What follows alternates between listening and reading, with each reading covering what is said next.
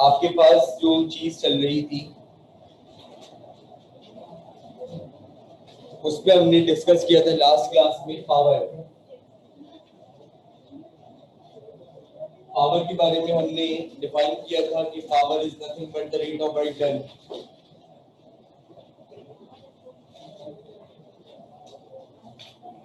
किसी भी ऑब्जेक्ट का work with respect to time, कोई भी ऑब्जेक्ट जो वर्क करता है विद रिस्पेक्ट टू टाइम, वो आपके पास इंडिकेट करता है उस ऑब्जेक्ट में पाई जाने वाली पावर।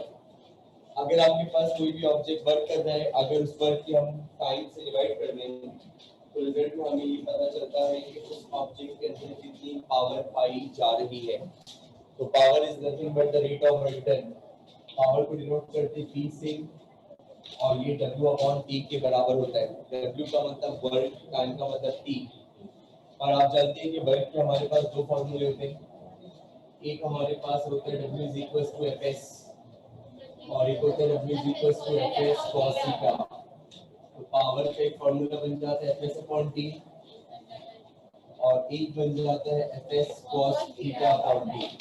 तो हमारे पास यहाँ पे पावर की दो फॉर्मूलेज आते हैं। अगेन लास्ट लेक्चर में मैंने आपकी बात कही थी, अगर कहीं पे कोई ऑब्जेक्ट लिफ्ट हो रहा हो और आपसे वो कहें कि आप पावर कैलकुलेट कर दें, तो अगर कोई ऑब्जेक्ट लिफ्ट हो रहा है तो इसका मतलब ये जो वर्क है ये पोटेंशियल एनर्जी के बराबर होगा और फॉर्मूला बनेगा mgh अपॉन t। ये उस वक्त फॉर्मूला लगता है व्हेन बॉडी इज लिफ्टेड। जब आपके पास कोई भी ऑब्जेक्ट लिफ्ट हो रहा है तो लिफ्ट होने की वजह से जो वर्क डन होता है वो पोटेंशियल एनर्जी के बराबर होता है। तो उस सूरत में हमारे पास यहाँ पे जो वर्क आएगा वो mgh के बराबर आएगा और पावर mgh अपॉन t की इक्विवेलेंट आएगी। पावर का जो मैंने आपको पढ़ाया था SI यूनिट ऑफ पावर हमने पढ़ा था, वो क्या होता है वॉट। पावर का SI यूनिट वॉट होता है। पावर हमारे पास वॉट्स में मेजर होती है। जिस तरीके से आप जानते हैं कि टाइम के बहुत सारे यूनिट होते हैं। एक टाइम का यूनिट होता है मिनट, एक होता है आवर्स और एक होता है सेकंड। वेलोसिटी मेजर होती है मीटर पर सेकंड और किलोमीटर पर आवर। इसी तरह पावर का एक और यूनिट होता है और उसको बोलते हैं हॉर्स पावर। पावर का एक और यूनिट होता है उसको हम बोलते हैं हॉर्स पावर।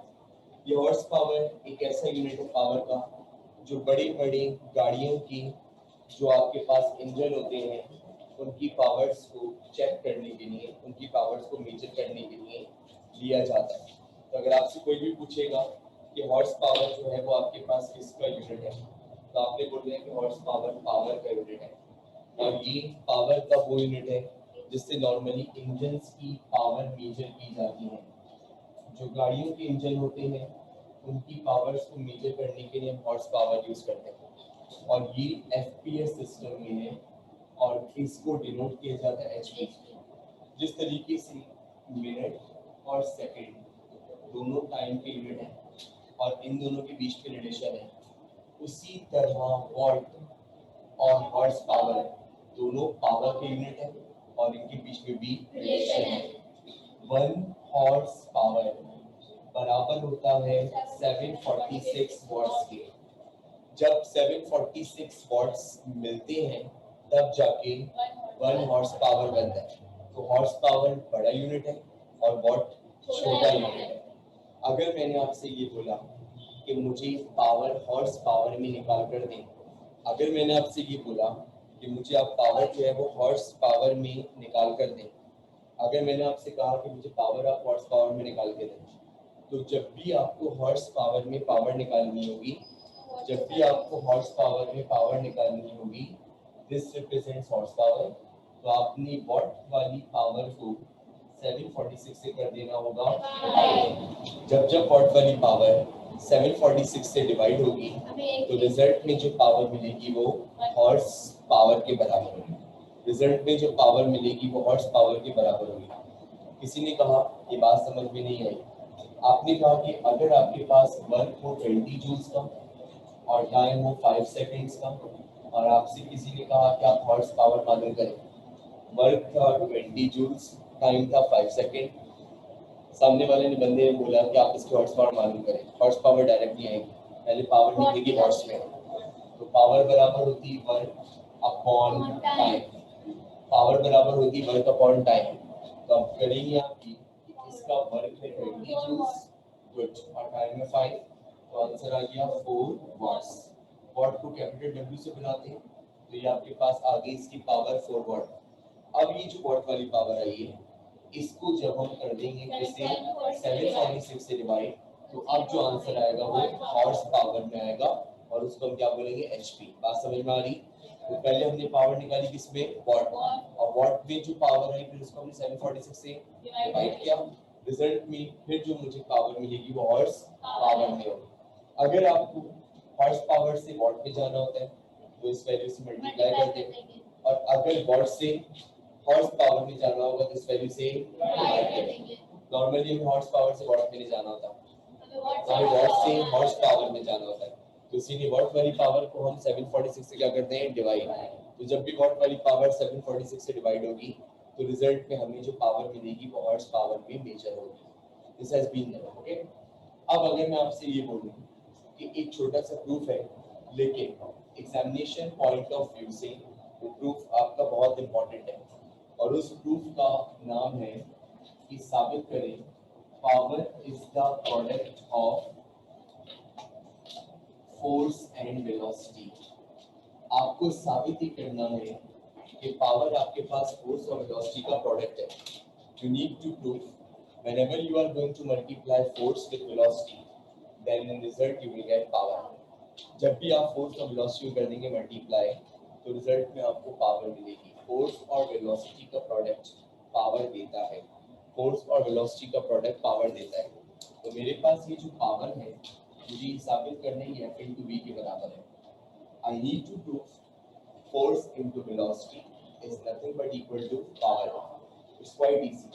आपको मुझे इस बात का अच्छे से अंदाजा है कि अगर मेरे पास एक ऑब्जेक्ट के ऊपर हम अप्लाई करें क्या फोर्स, और वो ऑब्जेक्ट फोर्स की डायरेक्शन में कवर करे डिस्प्लेसमेंट, तो उस ऑब्जेक्ट ने क्या परफॉर्म किया वर्क, am I right? और work is the product of force and displacement. हमने ऑब्जेक्ट पे क्या अप्लाई करी फोर्स, ऑब्जेक्ट ने कवर किया डिस्प्लेसमेंट, इसका मतलब ऑब्जेक्ट ने परफॉर्म किया वर्क। वर्क निकालने का फार्मूला W = F/s। अगर मैं आपसे बोलूं कि ये वर्क टाइम t में हुआ, यहाँ से यहाँ तक ऑब्जेक्ट टाइम t में पहुंचा, अगर मैंने आपसे कहा भाई आप लोग जरा मुझे इसकी पावर बता दें, तो आप बोलेंगे सर आपको इसका वर्क पता है, आपको इसका टाइम पता है। तो जब आप वर्क को टाइम से डिवाइड करेंगे तो आपको क्या मिल जाएगी पावर, क्योंकि पावर बराबर होती है हमारे पास work done upon time. Am I right? Power is nothing but rate of work. जब भी बॉडी के वर्क को हम टाइम से करते हैं डिवाइड, तो रिजल्ट में हमें क्या मिल जाती है पावर। अब आप लोग मुझे बताइए क्या आपको वर्क की इक्वेशन पता? वर्क किसके बराबर है? F into S। वर्क किसके बराबर है? वर्क किसके बराबर है? तो क्या मैं इस W की जगह पे F into S लिख सकता हूँ? तो मैंने इस वर्क की जगह पे लिख दिया F into S, और नीचे T था और अब भी T है। अब एक काम ही करते हैं कि आपके पास इस S को T के नीचे लिख देते हैं और F को बिल्कुल अलग कर देते हैं। तो F को मैंने बिल्कुल अलग कर दिया, तो F को बिल्कुल अलग करा और इस S को T के नीचे लिखा, तो ये बन गया S अपॉन 2। गुड, एक्सीलेंट, खुश रहिए। F ऐसी रहा और इस S को मैंने T के नीचे बैलेंस कर दिया। F को मैंने ऐसी रखा क्योंकि मुझे चाहिए, दिस इज माय रिक्वायरमेंट। इसको मैंने अलग कर दिया और साथ में मेरे पास S अपॉन T आ गया। S का मतलब होता है डिस्प्लेसमेंट और T का मतलब क्या होता है time. You people should know we have been done kinematics, और काइनेमेटिक्स में हमने पढ़ा था जब भी हम बॉडी की डिस्प्लेसमेंट को टाइम से करते हैं डिवाइड, तो रिजल्ट में हमें वेलोसिटी मिलती है। Velocity is nothing but displacement upon time, और इसकी मैंने दो डेफिनेशन पढ़ाई थी। एक पढ़ाई थी the displacement covered by body per unit time is known as velocity, और एक पढ़ाई थी the rate of displacement covered by body is known as what velocity. जब भी आप बॉडी के डिस्प्लेसमेंट को टाइम से डिवाइड करते हैं तो रिजल्ट में आपको वेलोसिटी मिलती है। अब मुझे बताइए can I replace this s upon t by v? तो मैंने इस s upon t को v से रिप्लेस किया, तो अब मुझे इक्वेशन मिल गई, बोले क्या p is equals to f into v। यानी कि power is the product of force and velocity. एक बात अपने जहन में कहीं भी विलक्ष करनी, बात छोटी सी है लेकिन काम की। जब मैं न्यूमेरिकल करवाऊंगा उस वक्त मैं बता दूंगा, अभी भी बता रहा हूँ। जब जब किसी भी न्यूमेरिकल में पावर और वेलोसिटी का तस्करा एक साथ आ जाए, जब जब किसी भी न्यूमेरिकल में पावर और वेलोसिटी का तस्करा एक साथ हो जाए, तो जमीन आसमान इधर की इधर हो जाए, इस फॉर्मूले को आपने हमेशा वहां पे अप्लाई करना होगा। When you find power and velocity in the same numerical, then there is no other formula we are going to apply on it except P is equals to F into B। कि जो power है वो आपके पास force और velocity के product के बराबर है। यहाँ पे आपके पास ये चैप्टर खत्म हुआ थियोरेटिकली जी, छोटा चैप्टर।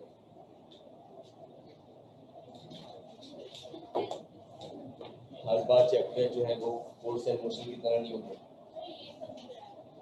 ये सब स्कीम से कट गया।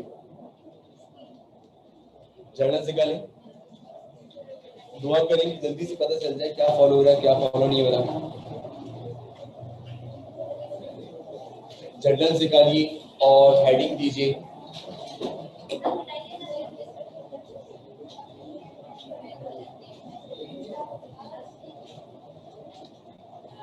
Law of conservation of energy हमारे नोट्स में शामिल नहीं है,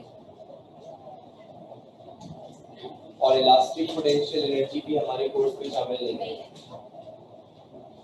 law of conservation of energy has been excluded, और इसके साथ साथ आपके पास जो इलास्टिक पोटेंशियल एनर्जी वो भी एक्सक्लूड कर दिया गया है। आपसे कोई ये नहीं कह रहा कि आप उनको काट देंगे।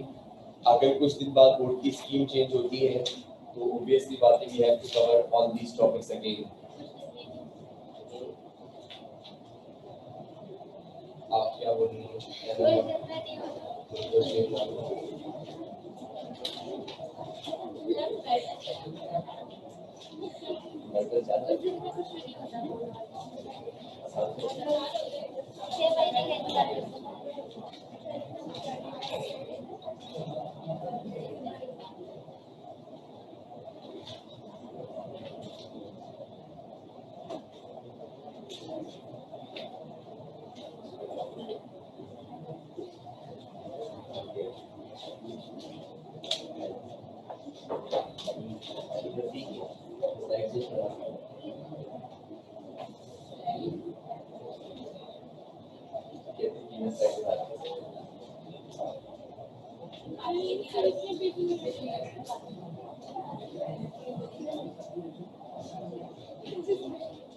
ओके,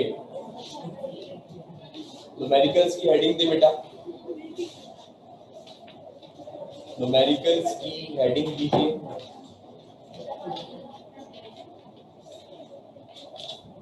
और पोटेंशियल एनर्जी के न्यूमेरिकल्स करने सबसे पहले जो न्यूमेरिकल्स होंगे वो पोटेंशियल एनर्जी के होंगे।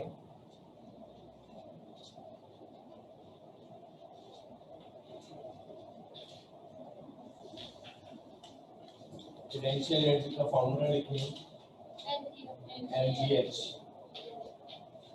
we want to do numericals of potential energy का फॉर्मूला हमारे पास है mgh।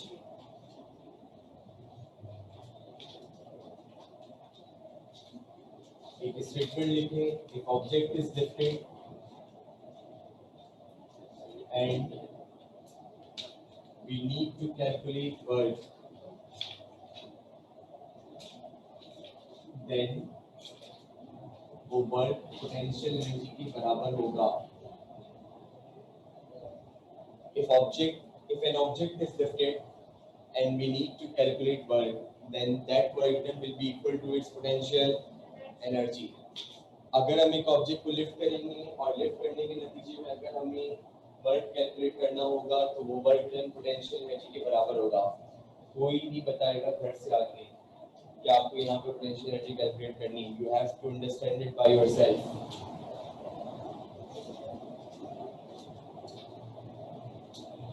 क्वेश्चन लिखिए, क्वेश्चन लिखना चाहते हैं हम इसका।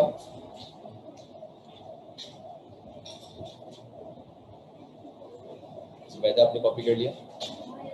If an object is lifted, बल्कि लिखें if an object of mass 5 kg, if an object of mass 5 kg, if an object of mass 5 kg, if an object of mass 5 kg is lifted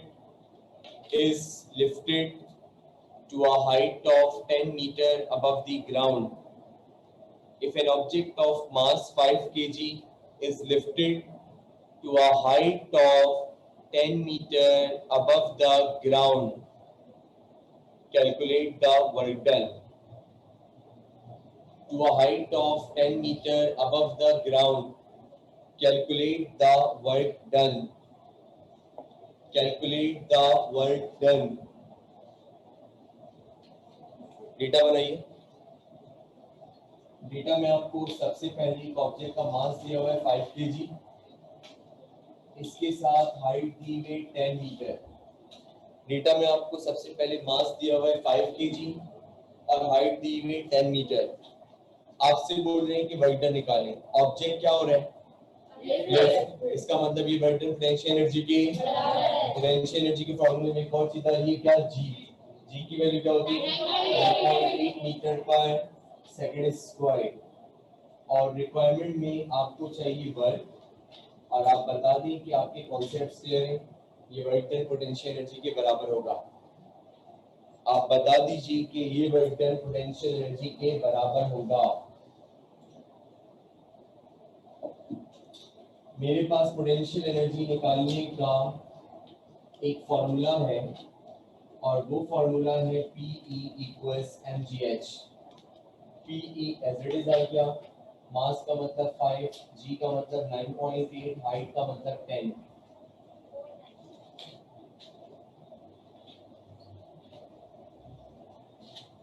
sir kg potential energy है joules. आपके पास 5 into 9.8 into 10, इनको multiply किया तो answer आया 490. और this is nothing but energy. Energy and work both are measured in joules.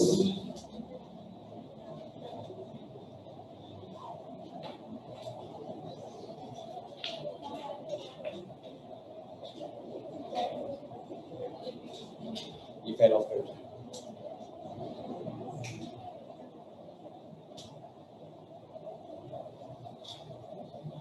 Have you all done? yes sir लिखिए.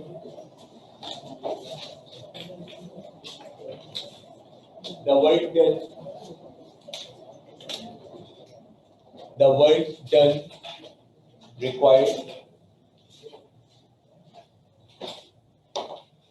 work done required by a crane.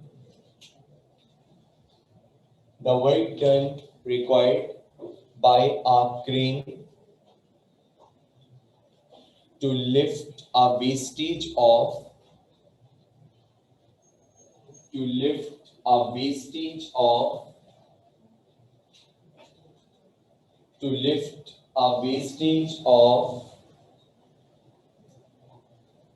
20 kg is 450 joules.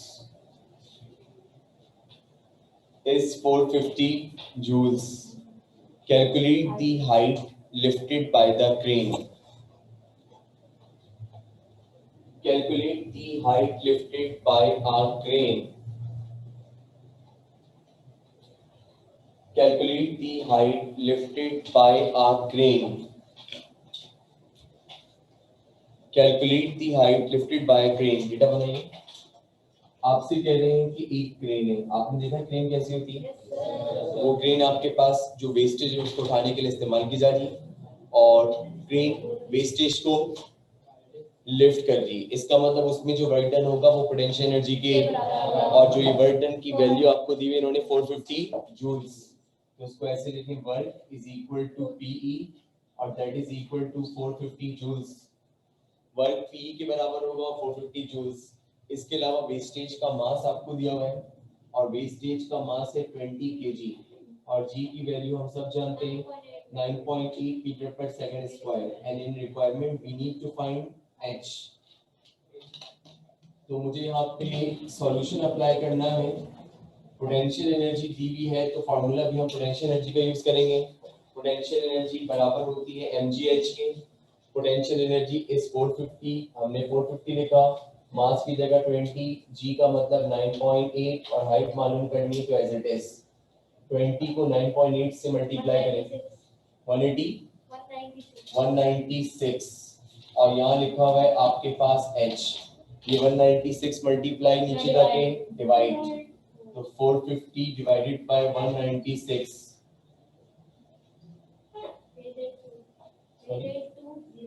No 2 point something answer आएगा 2.21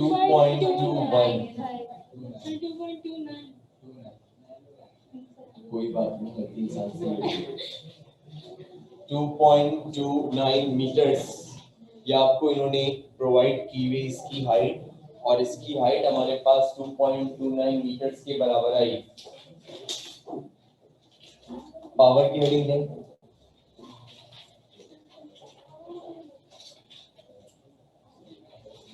power की heading दीजिए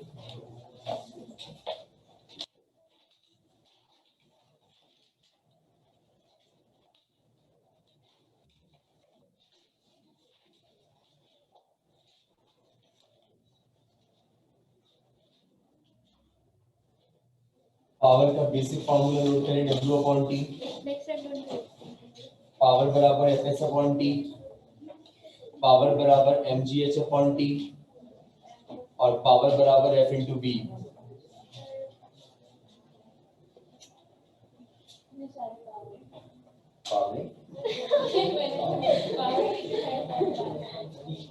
power बराबर W/T, power बराबर mgh/T। बातें नहीं करें पीछे से ये कौन बोल रहा है इतना। पावर बराबर Fs/T और पावर बराबर F into V। Relation note करें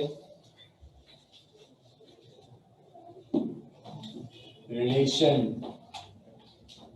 1 horse power equal to 746 watt और हॉर्स पावर निकालने के लिए वॉट वाली पावर को you will divide by 746।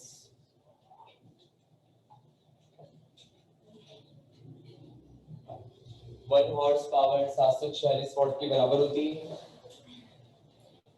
1 horse power is equal to 746 watt. Horse power निकालने के लिए वॉट वाली पावर को हम 746 से डिवाइड करते हैं।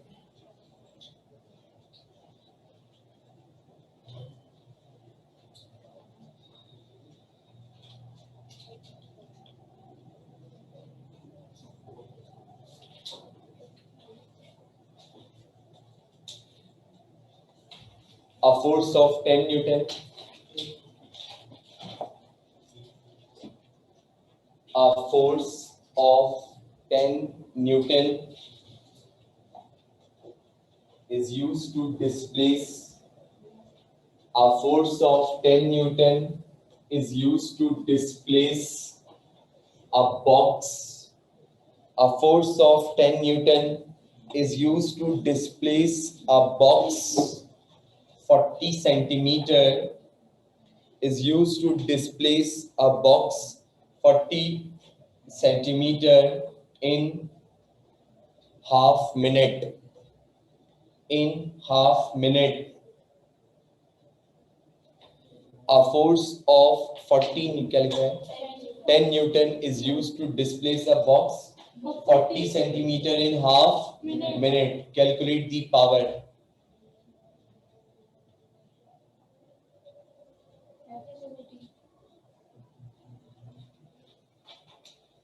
ओके अगर वो आपको इतना आसान न्यूमेरिकल देगा और अगर उसका मूड खुश हुआ और वो घर से एफपी आया तो इसका मतलब है कि वो आपको यूनिट की भी कन्वर्जन नहीं देगा, वो आपको सिंपल सारी ऐसी वैल्यूज दे देगा इसमें आप फॉर्मूले वैल्यू पुट करें और आपको।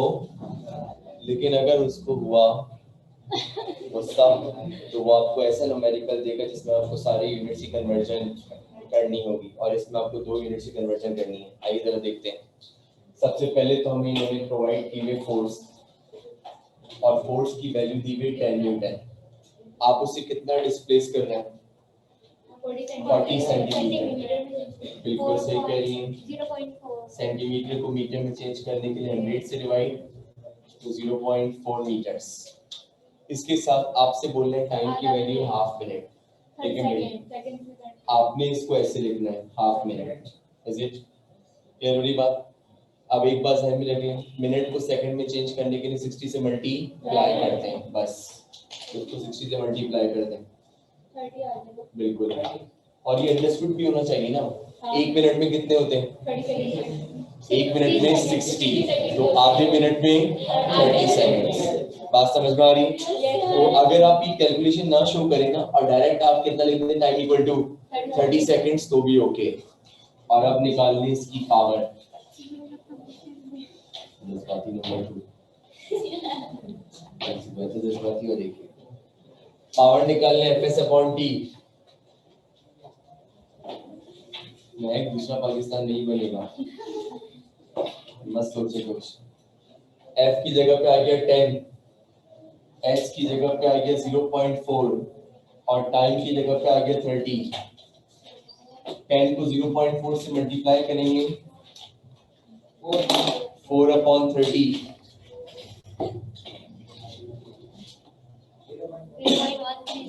0.13, और यूनिट क्या होगा? वॉट। 0.13 वॉट, 0.13 वॉट, और ये आपको मिल गई इसकी पावर। एक और लिखें,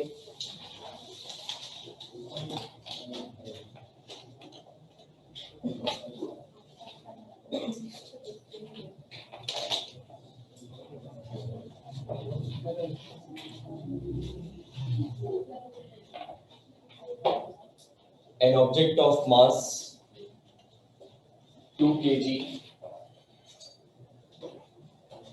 ये आप लोग खुद करेंगे। An object of mass 2 kg is lifted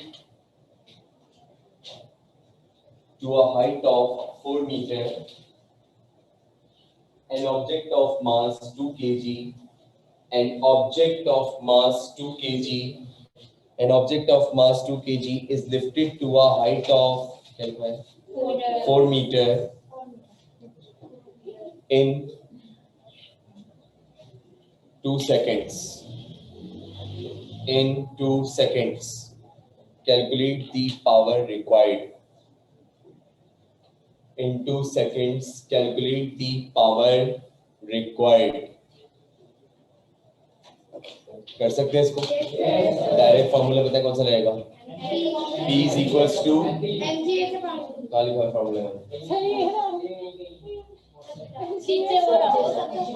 ये रहा, P is equals to mgh, सबसे ऊपर का यहाँ दिखेगा, P is equals to mgh upon T, क्योंकि आप ऑब्जेक्ट को लिफ्ट कर रहे हैं, सबको तफरीह चाहिए इस क्लास में। बोलिए कौन सा?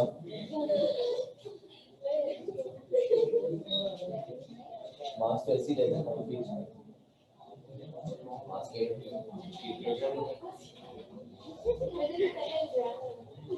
आपने इसकी पावर निकालनी है और पावर के लिए फॉर्मूला लगेगा P is equals to mgh upon T। मास आपको पता है, जी की वैल्यू कांस्टेंट है और हाइट भी दी है और टाइम भी दिया हुआ है, किसी यूनिट की कन्वर्जन नहीं है, सारी वैल्यूज डायरेक्ट पुट होंगी और आंसर आ जाएगा।